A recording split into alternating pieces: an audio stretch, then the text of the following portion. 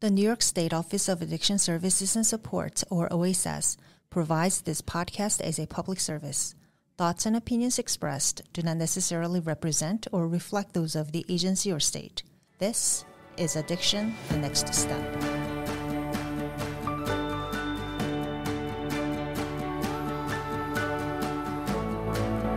Hello once again, and welcome to Addiction, the Next Step. I'm your host, Jerry Gretzinger, and we're coming to you from the New York State Offices of Addiction Services and Supports, our lovely little podcast studio, which is actually just tucked into the corner of an unused office. But you know what? We're doing a lot of good work here, having a lot of really great and interesting conversations, and we are going to have another one of those today. You are probably well aware that the state of New York, certainly our agency, and a lot of other partners and providers have been working really, really hard to address the overdose crisis. We've had far too many people lost to overdose. We know the presence of fentanyl that's come in to the country, and that's been finding its way into illicit pills. And unfortunately, a lot of people have died as a result. But finally, we have some good news to pass along. We've been hearing all this kind of talk about the sudden and finally this reduction in the number of overdose deaths that we've been reporting, certainly throughout New York State. And there are some areas in New York who have even greater headlines to tell about this. And we are joined today by a gentleman who's going to tell us about the wonderful headline that they've got to talk about, and that's Steve Kilburn. He's the Substance Use and Addiction Services Coordinator for the Chautauqua County Health Department. Steve, thanks so much for chatting with us today.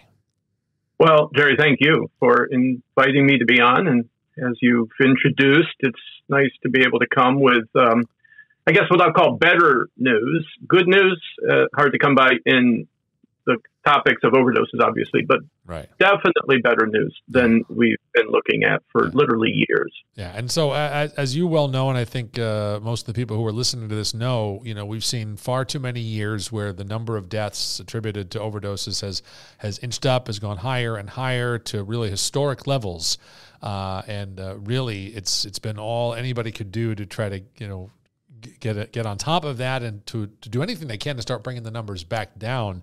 And finally, as I mentioned, we're starting to see some of that. And before we even have this conversation, we want people to know we are not saying, "Hey, great victory, we're done." Accomplished. Right? No, not at all. But it is nice to see that some of the efforts are starting to have an impact.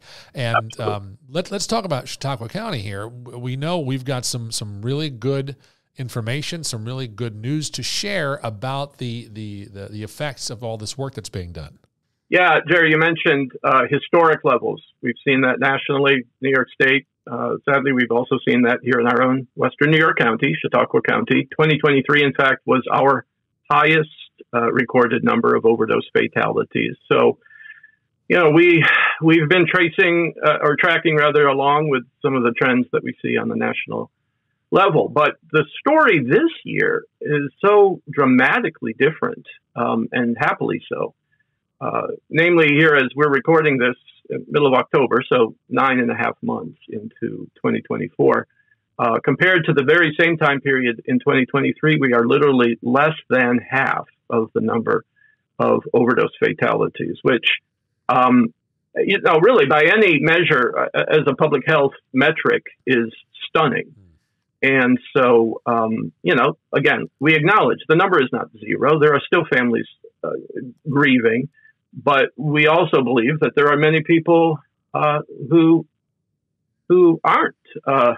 haven't passed away that might otherwise have if we, of course, weren't seeing this dramatic reduction. Yeah, and you make that point, and it's a good one that until that number is zero, there's work to be done.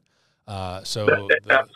And really, I think what we take away from this now, we see some of the efforts and the impact of these efforts bringing these numbers down.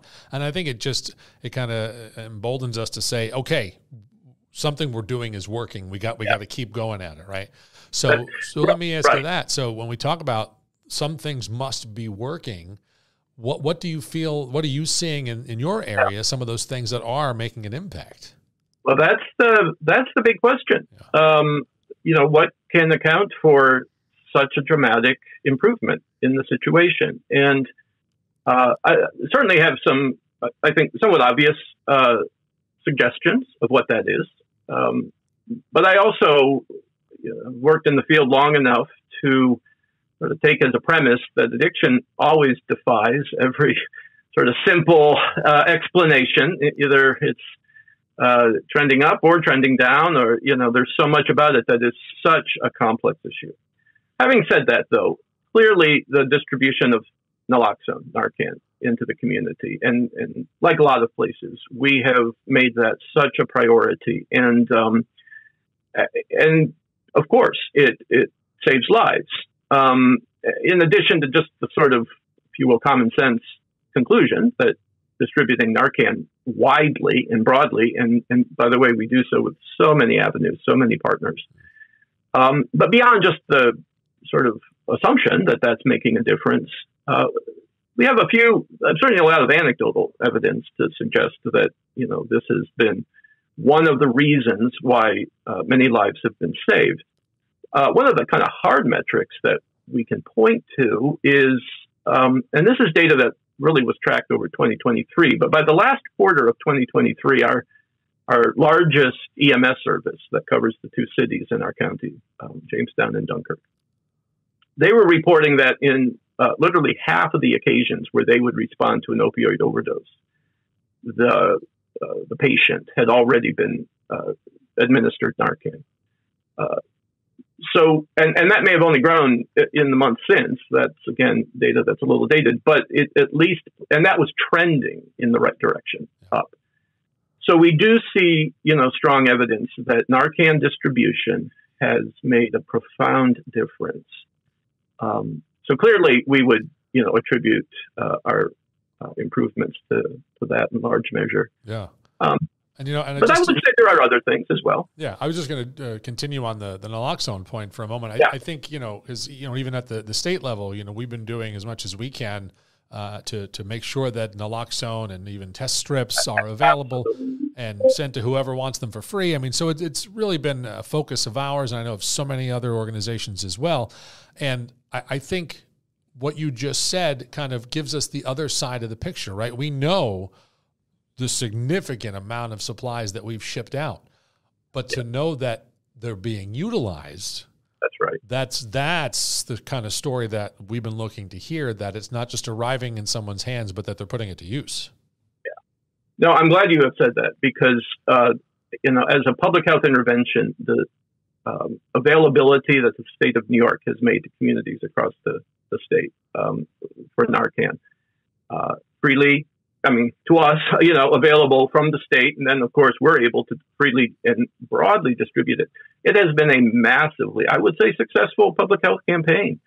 And, kudos to the state of New York. I hear from colleagues now and then from other states where, access to Narcan isn't nearly, I don't think, as available as New York State has made it. So this has been, I think, really, it's taken, it takes time to build, I guess, systems of distribution. It takes time to build awareness, kind of normalize the fact that this is first aid and, should be on hand.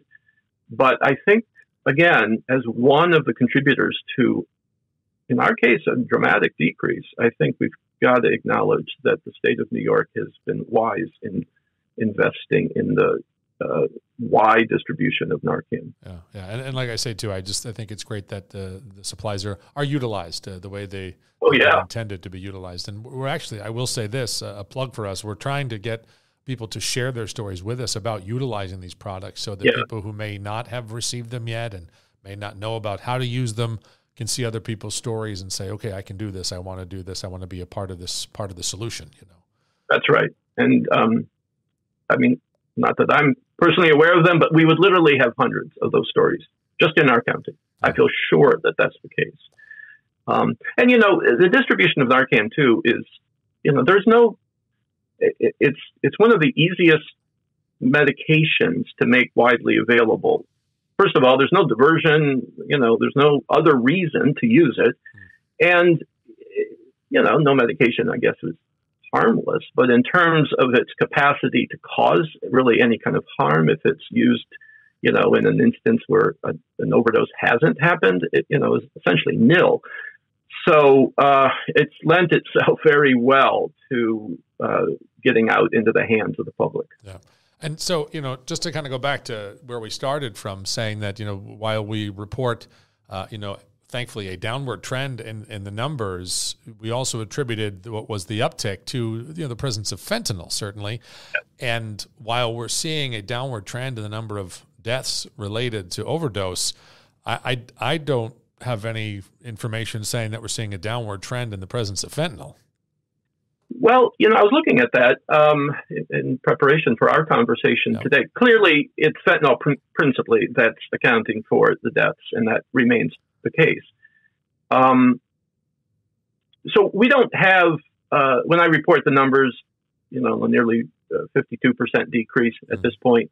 Not all of those are actually confirmed at this point. So I don't have the toxicology reports from all of the fatalities in 2024. So what I'm about to say is limited in that it's based on maybe half of the year or so that we've gotten that data back. And what we're seeing, whether this is the case across the state and other places, I don't know. But what we had been seeing for at least a couple of years, similarly, of course, fentanyl rising, but stimulant use has actually this year reached a level where it's really at about the same level, appearing as frequently in the cases of fatal overdoses as fentanyl does. Wow. Now, often, of course, both are appearing, right? So methamphetamine and fentanyl. But the presence of stimulants, especially in our kind of corner of the state, methamphetamine, some cocaine, has increased dramatically. And I think the other piece that demonstrates how much that's increased, while the percentages are low, there's more instances where people are dying with it's almost always methamphetamine and no fentanyl. Not, again, the majority, but definitely more than last year in percentage. So fentanyl is clearly the deadliest drug in the drug supply, but much to the point that, nobody is saying, mission accomplished for a lot of reasons. Not least of all is the fact that we frankly have a serious stimulant use problem, sometimes causing fatality, but its consequences tend to be, physical health, morbidity, and psychiatric problems. Yeah. Well, as you mentioned earlier, and rightly so, when it comes to substance use and the work that you're doing and the work that we're doing, it's a landscape that seems to constantly change and evolve, and it's trying to keep up with it, and if possible, when we can, stay ahead of it. But that can be a challenge. That's true. So, Steve, I think again, this is the kind of news we want to be hearing about. We certainly want to hear more of it. Hopefully other counties will be reporting similar information as we go forward and get closer to the end of the year. What would you say is the major push or focus or hope as 2024 begins to come to an end and we get into 2025 with where things should be, need to be, where you want to see it go? Well, of course, we want to see the trends continue. Right. So 50-ish% this year. Of course, the year's not over, but we're optimistic that we can say something like this come the end of this calendar year. And we want to be able to say something again the next year, another reduction that's dramatic and significant. But beyond that, I think in some ways, being careful that we don't, not that we would consciously, but that we would lose some of the motivation maybe, or the urgency, let me call it, that has, fatal overdoses have lent to this issue. Because as I said, we still have extremely significant issues. Stimulant use is extremely high, and its consequences are at the human level, of course, are just really, the morbidity is just so high. And it's quite frankly straining systems that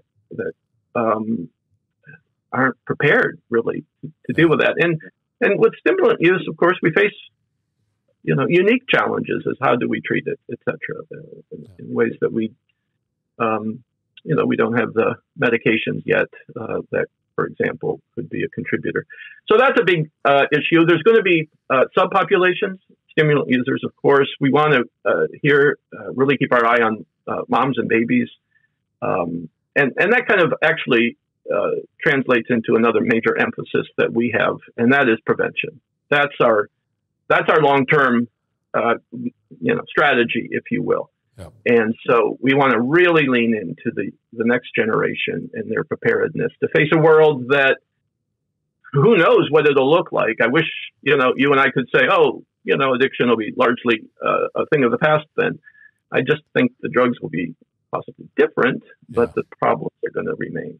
Yeah, like I was saying, it's a constantly changing landscape, right? But we'll keep doing what we can. And, as you mentioned, prevention is so critical.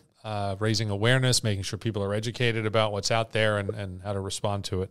Steve, thank you so much for sitting down and chatting with us. We're so happy, again, to hear numbers like these, and hopefully we'll hear more and more of the same. I just want to mention quickly, too, if people would like some more information on how to get their hands on some naloxone or test strips, have it sent to them, you can go right to our website. It's oasas.ny.gov, oasas.ny.gov. We send it to you for free, no questions asked, and it'll be just having more of that important medication out there in the population, so we can be continuing to support the type of things that are happening there in Chautauqua County. Steve, thank you again, and we'll have you back, hopefully to talk about even more positive news in the months ahead. Absolutely. I look forward to being back again sometime. All right. Sounds great. Thanks so much. And thank you for joining us here for Addiction, the Next Step, brought to you by the New York State Offices of Addiction Services and Supports. I'm your host, Jerry Gretzinger, and until we see you again, be well.